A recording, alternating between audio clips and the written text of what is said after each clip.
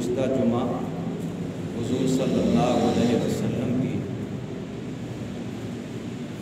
آمد اور آپ صلی اللہ علیہ وسلم کی رحمت، آپ صلی اللہ علیہ وسلم کی برکت کے متعلق چند باتیں عرض کی تھیں کہ کوئی بندہ اگر اللہ کی رحمت لینا چاہتا ہے تو اسے رحمت للعالمین محمد کریم صلی اللہ علیہ وسلم کی غلامی اور سنت کی اتباع سے ملے گی۔ اگر کوئی بندہ اللہ تبارک و تعالی کی محبت چاہتا ہے تو محبت الہی بھی نبی پاک صلی اللہ علیہ وسلم کی اتباع اور اطاعت و فرما برداری سے ملے گی۔ یہ دونوں باتیں قرآن مجید ہمیں صراحتاً بتلا رہا ہے۔ حضور صلی اللہ علیہ وسلم کی ذات چونکہ وجہ تخلیق کائنات ہیں، آپ صلی اللہ علیہ وسلم کی برکت سے ساری کائنات کو وجود ملا ہے۔ اگر حضور صلی اللہ علیہ وسلم کو دنیا میں اللہ نے نہ لانا ہوتا تو کائنات کا کوئی ذرہ بھی اپنا وجود نہ پاتا، نہ زمین ہوتی، نہ آسمان ہوتے، نہ سورج ہوتا، نہ چاند ہوتا، نہ رات ہوتی، نہ دن ہوتا، نہ انسان ہوتا، نہ جن ہوتے، غرض ہے کہ مخلوقات میں سے کوئی بھی نہ ہوتی اگر محمد صلی اللہ علیہ وسلم کو اللہ تبارک و تعالی نے دنیا میں لانا، بھیجنا، پیدا کرنا نہ ہوتا۔ یہ ساری کائنات حضور صلی اللہ علیہ وسلم کی برکت سے بنی۔ آپ صلی اللہ علیہ وسلم جس سال پیدا ہوئے ہیں اسی سال ابرہہ بادشاہ جو حبشے کا بادشاہ تھا، اس نے کسی ایک واقعے کو بنیاد بنا کر کے کعبۃ اللہ، قبلہ بیت اللہ، اس کو گرانے کے لیے ہاتھیوں کا بڑا طاقتور لشکر بھیجا تھا۔ اور یہ وہی سال تھا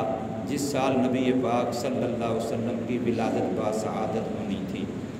حضور صلی اللہ علیہ وسلم کی پیدائش مبارک سے گویا تھوڑا عرصہ پہلے کا یہ واقعہ،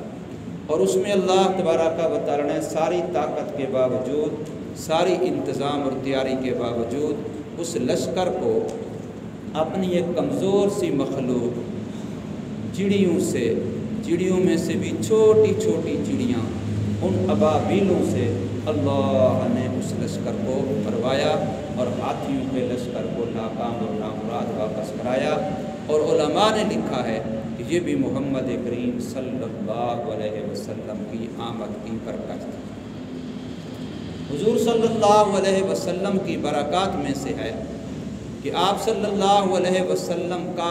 والد کی طرف سے جو نسب نامہ آدم علیہ السلام تک جاتا ہے اور والدہ کی طرف سے جو نسب نامہ حضرت حوا علیہ السلام تک جاتا ہے،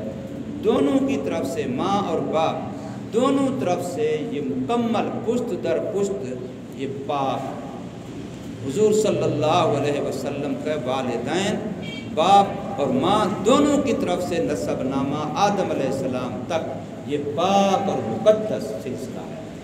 مستقل کتاب ہے تقدیس والدین مصطفیٰ، عربی میں ہے، اب اردو میں اس کا ترجمہ ہو چکا ہے۔ تو تقدیس والدین مصطفیٰ محمد کریم صلی اللہ علیہ وسلم کی برکت سے اللہ نے اس پورے سلسلے کو مرد کی طرف سے بھی عورت کی طرف سے بھی پاک رکھا ہے، جس سلسلے سے محمد کریم صلی اللہ علیہ وسلم نے پیدا ہونا تھا۔ حضرت آمنہ جو نبی پاک صلی اللہ علیہ وسلم کی والدہ ہیں، وہ فرماتی ہیں کہ جب میرے پیٹ میں یہ عمل ٹھہرا، بچہ پیٹ میں ٹھہرا، تو میرے جسم میں پسینے سے پھر بدبو نہیں آتی تھی، خوشبو آتی تھی۔ حضرت آمنہ رضی اللہ تعالی عنہا فرماتی ہیں کہ میں اگر سخت زمین پہ چلتی، پتھروں پہ پاؤں رکھتی تو میرے لیے پتھر نرم ہو جاتے تھے، پتھروں کی سختی ختم ہو جاتی تھی۔ اگر سخت دھوپ اور گرمی مجھے جانا پڑتا تو بادل میرے اوپر سایہ کر لیتا تھا۔ حضرت آمنہ رضی اللہ تعالی عنہا فرماتی ہیں کہ میں اگر کنویں پر، چشمے پر پانی لینے کے لیے جاتی تو لوگوں کو تو کنویں چشمے میں نیچے ڈول لٹکانا پڑتا اور وہاں سے پانی کھینچ کے نکالنا پڑتا، لیکن میں اگر پانی لینے کے لیے جاتی تو پانی خود اوپر منڈیر پہ آ جاتا اور میں وہاں سے بھر لیتی، مجھے ڈول اور رسی کی ضرورت نہیں پڑتی تھی۔ حضور نبی کریم صلی اللہ علیہ وسلم کی برکت ہی کی وجہ تھی کہ آپ صلی اللہ علیہ وسلم جب پیدا ہوئے تو ماں کو درد ذہ نہیں ہوا، جو عام عورت کو بچہ پیدا ہوتے وقت تکلیف ہوتی ہے، درد ہوتی ہے، وہ دردیں وہ تکلیفیں حضور صلی اللہ علیہ وسلم کی والدہ کو آپ صلی اللہ علیہ وسلم کی پیدائش پر نہیں ہوئی۔ حضور صلی اللہ علیہ وسلم کی برکت تھی کہ آپ صلی اللہ علیہ وسلم پیدا ہوئے تو آپ کا جسم مبارک ایسے تھا جیسے ابھی غسل دیا گیا ہو۔ آپ صلی اللہ علیہ وسلم کو ماں کے پیٹ سے باہر آنے کے بعد غسل دینے کی ضرورت نہیں پڑی، کوئی آلائش، کوئی گندگی، کوئی چیز ایسی لگی ہوئی نہیں تھی جس کو دھونے کی ضرورت پیش آئے۔ آپ گویا کہ پیدا ہوئے تو ایسے جیسے غسل دیا ہوا بچہ ہے۔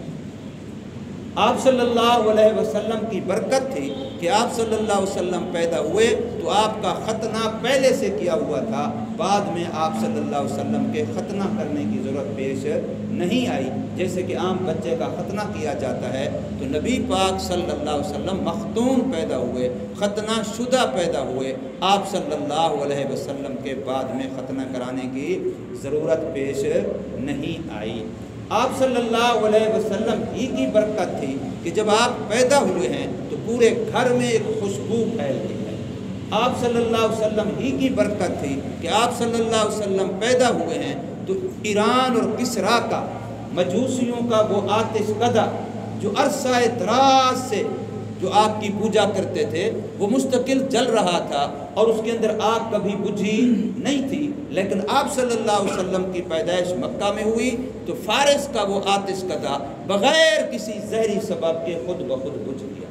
اس سے اشارہ ہوا کہ میرے اور آپ کے پاک پیغمبر محمد الرسول اللہ صلی اللہ علیہ وسلم آگ بجھانے آئے ہیں، آگ سے بچانے آئے ہیں، آگ لگانے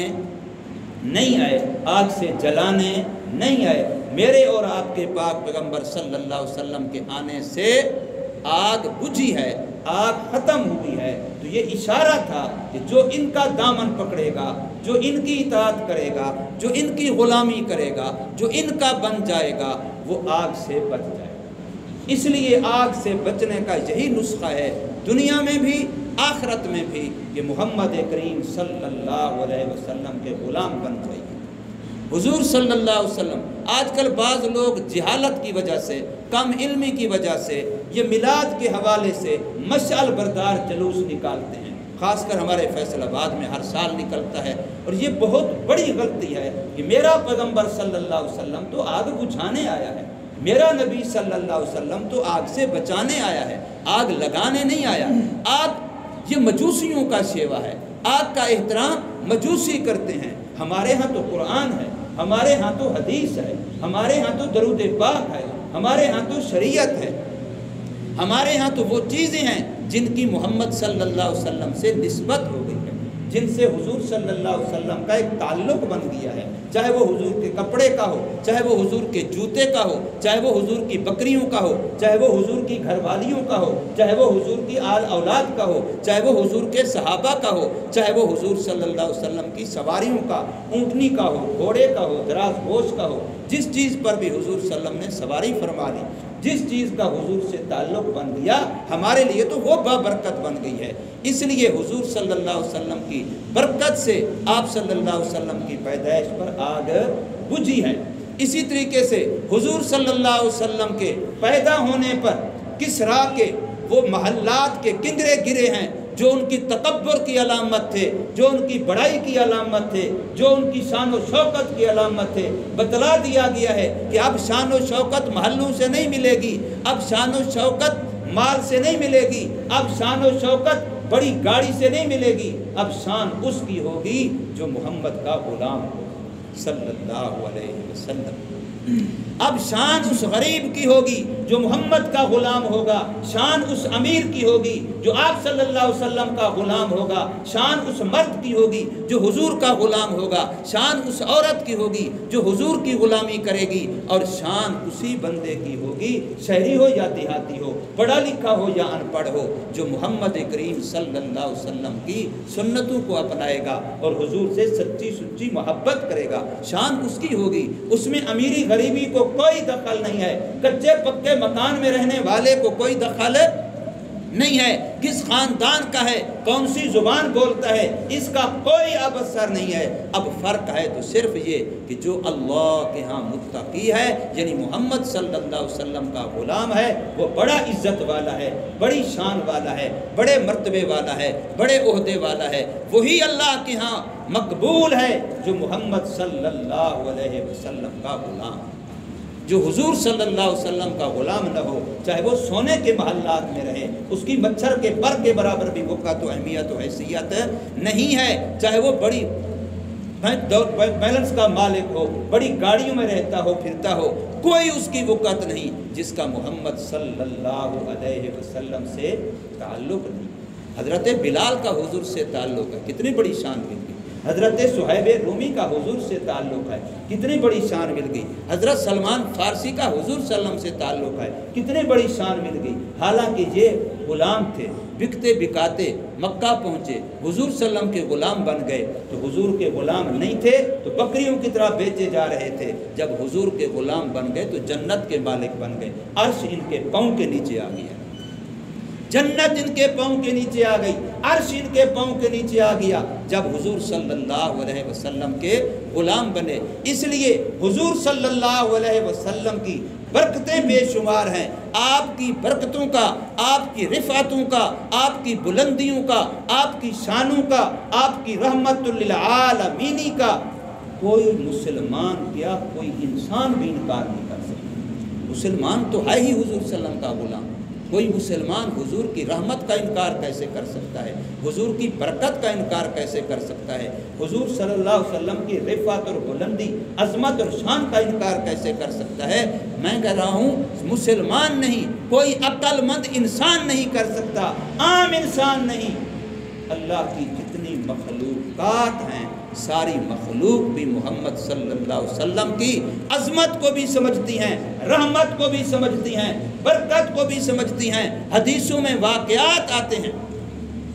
اونٹ ہے، حضور صلی اللہ علیہ وسلم کے سامنے آیا اور آپ کے قدموں پہ اپنا سر رکھ لیا، اپنا منہ رکھ لیا، میرے آقا فرما رہے ہیں اس کا مالک کہاں ہے، بلاؤ اس کو۔ اونٹ کے مالک کو بلایا گیا، حضور صلی اللہ علیہ وسلم فرما رہے ہیں یہ اونٹ مجھ سے شکایت کر رہا ہے کہ میرا مالک مجھ سے کام زیادہ لیتا ہے اور مجھے کھانے پینے کو کم دیتا ہے۔ اب بتائیے اونٹ کو کس نے سکھلایا تھا کہ یہ رحمت والی سرکار ہیں، یہ رحمت والے ہیں، یہ تاجدار ختم نبوت ہیں، یہاں رحمت ہی رحمت ہے، یہ انسانوں کے نہیں، صرف اپنوں کے نہیں، یہ انسانوں کے لیے بھی، جانوروں کے لیے بھی رحمت ہے۔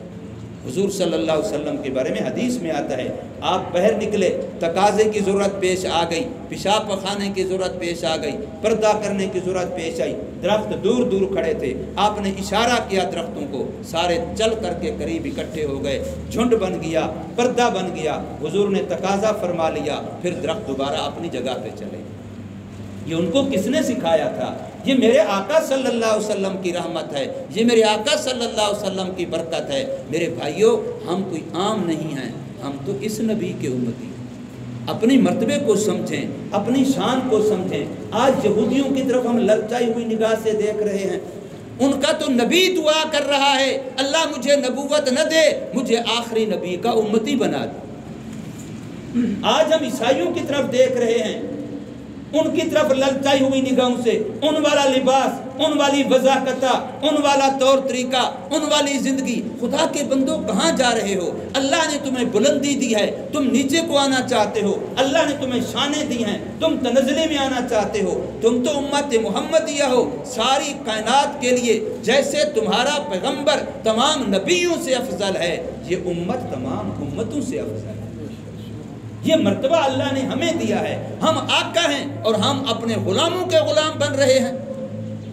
یہودیت کا غلام بننا یہ تو غلاموں کا غلام بننا ہے، ان کی نقالی کرنا یہ تو اپنے محتاطوں کی نقالی ہے۔ بھلا وہ بھی کوئی مالک ہے جو دیکھے کہ میرے ملازم کیسا لباس پہنتے ہیں میں ویسا پہنوں،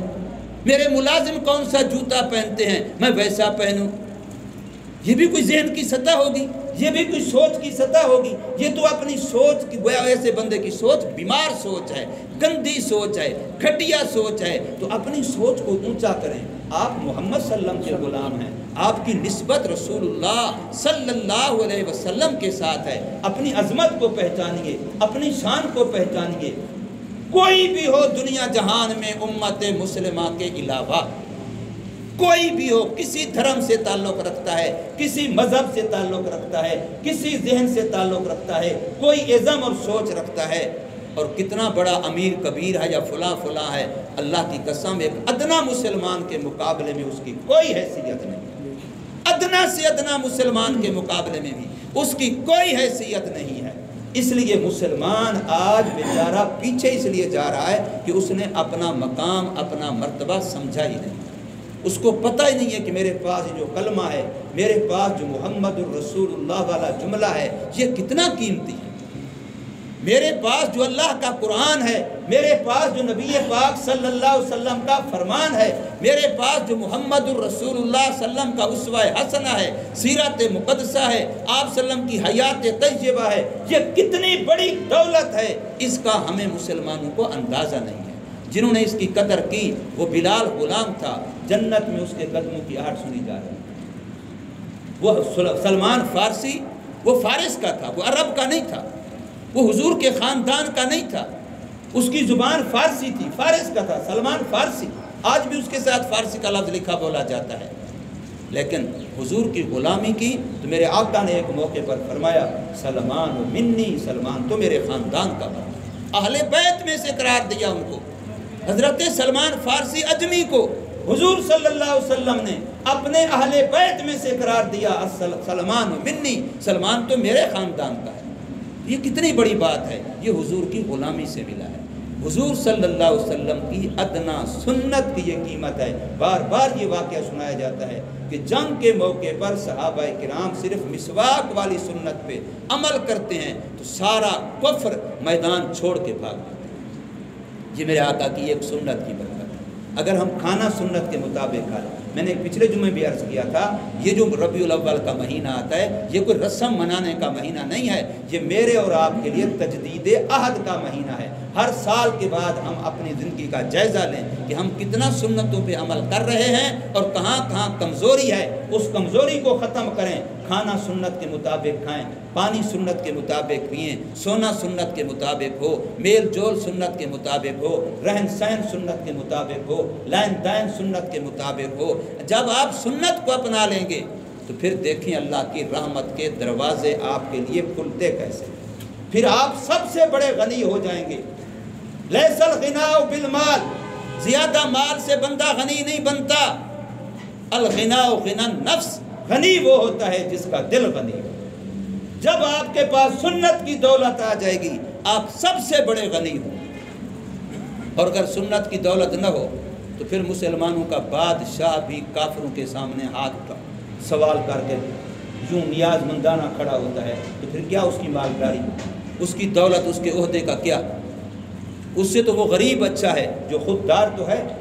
اس لیے میرے بھائیوں، یہ مہینہ مجھے اور آپ کو اسی بات کا درس دیتا ہے کہ ہم سنت کے غلام بن جائیں، محمد صلی اللہ علیہ وسلم کے غلام بن جائیں، آقا صلی اللہ علیہ وسلم کی غلامی پر فخر کریں۔ اللہ تبارک و تعالی ہم سب